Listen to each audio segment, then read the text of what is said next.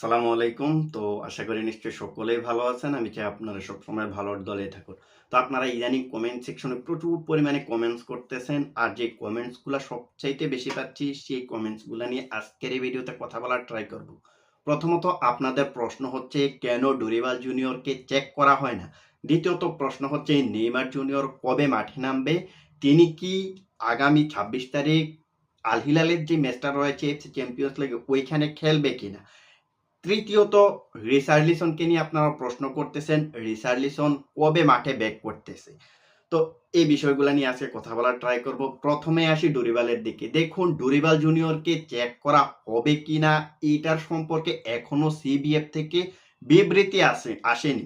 So CBF থেকে যেহেতু এখনো বিবৃতি আসেনি, সেই অনুযায়ী বলতে পারি যে আমরা ডুরিবাল জুনিয়রকে এখনো চেক করা হবে না। যদি চেক করারই হতো তাহলে এতদিন কিন্তু তার সঙ্গে তাকে চেক করার জন্য যে প্রসেসগুলা দরকার ওই প্রসেসগুলা কমপ্লিট করে ফেলতো।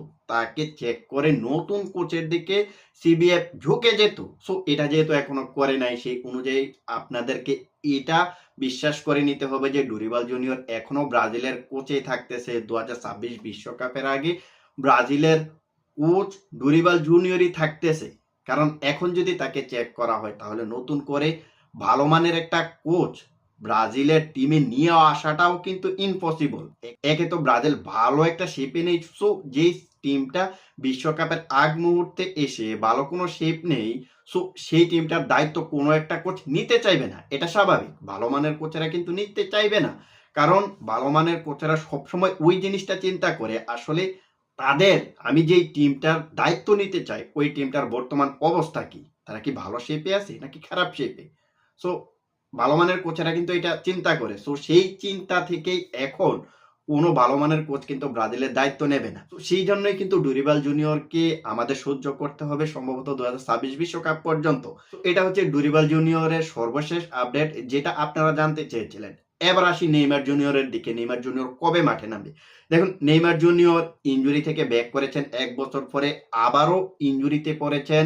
মাত্র ৩৭ না ৩৬ মিনিট খেলে ২টা ম্যাচ খেলেছেন। ২টা ম্যাচে ৩৭ না ৩৬ মিনিট খেলে আবারও একটা হ্যামস্ট্রিকের ইনজুরি নিয়ে মাঠ ছেড়েছিলেন। নেইমার জুনিয়র ওই ইনজুরিটা পিক করার পরে তার যে মেডিকেল রিপোর্টটা এসেছে সেই মেডিকেল রিপোর্টে কিন্তু তারা উল্লেখ করে দিয়েছে, অর্থাৎ আল হিলালের মেডিকেল স্টাফরা কিন্তু উল্লেখ করে দিয়েছে নেইমার জুনিয়রের মাঠে ফিরতে হলে আরো অন্তত ৪ থেকে ৬ সপ্তাহ সময় লাগবে। অর্থাৎ তিনি যে হ্যামস্ট্রিকের ইনজুরিটা পিক করেছেন ওই ইনজুরি থেকে তার মাঠে ফিরতে অন্তত ৪২ দিন কমপক্ষে হলো সময় লাগবে।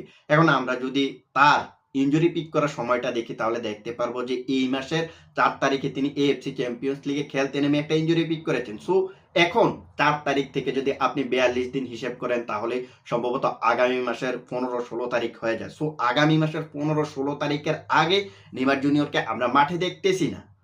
এখন আপনারা যারা প্রশ্ন করেছিলেন যে এএফসি চ্যাম্পিয়ন্স লিগে আগামী ২৬ তারিখ তো একটা ম্যাচ রয়েছে আল হিলালের, ওই ম্যাচটা নেইমার জুনিয়র খেলবে কিনা? সো তিনি যেহেতু আগামী মাসের ১৫ থেকে ১৬ তারিখে মাঠে ব্যাক করবেন, সেই অনুযায়ী বলতে চাই আগামী মাসের ১৬ তারিখে তিনি মাঠে ব্যাক করলে কিভাবে তিনি এই মাসের ২৬ তারিখ ম্যাচটা খেলবেন এএফসি চ্যাম্পিয়ন্স লিগে? এএফসি চ্যাম্পিয়ন্স লিগে এই মাসের ২৬ তারিখ অর্থাৎ আগামী মঙ্গলবার বাংলাদেশ টাইম রাত ১০টায় এএফসি চ্যাম্পিয়ন্স লিগের একটা ম্যাচ রয়েছে আল হিলালের। সো ওই ম্যাচটাতে নেইমার জুনিয়রকে আপনারা দেখতেছেন না, এটা স্বাভাবিক। এখন নেইমার জুনিয়র কোন ম্যাচটা খেলতে পারে সেটাও আমি আপনাদের জানিয়ে দিচ্ছি। নেইমার জুনিয়র যদি আগামী মাসের ১৫ থেকে ১৬ তারিখে মাঠে ফিরে তাহলে এএফসি চ্যাম্পিয়ন্স লিগে আগামী মাসের ১৮ তারিখে তিনি খেলতে পারবেন।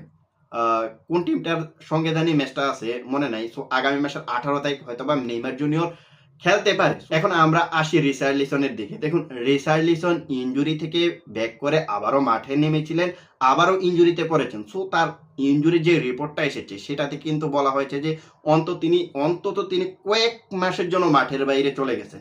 সেটা হতে পারে ১-২ মাস, সেটা হতে পারে ৩ মাস, সেটা হতে পারে ৪ মাস। এক্সাক্টলি কিন্তু কোনো নির্দিষ্ট সময় বেঁধে দেয়নি টটেনহাম থেকে যে তিনি এই ২ মাস, ৩ মাস, ৪ মাস পরে মাঠে নামবে।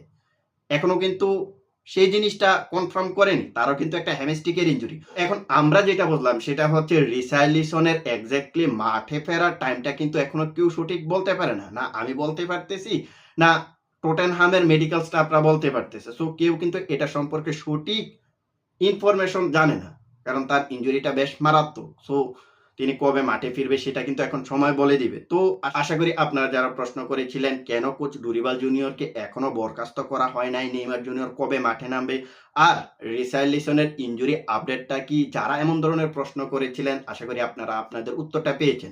তো আজকের ভিডিওটা এখানেই শেষ করব। দেখা হবে অন্য কোনো এক ভিডিওতে। সে পর্যন্ত ভালো থাকবেন। আল্লাহ।